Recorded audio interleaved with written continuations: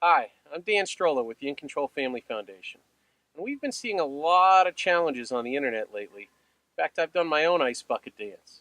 But today we wanted to challenge you, our graduates, our supporters, our family, and friends to drive more engaged behind the wheel.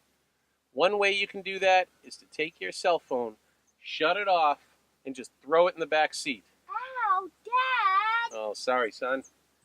So please, help us keep the roads safe. Consider making a donation to the In Control Family Foundation, helping us reach more teens and families. But above all, please drive in control.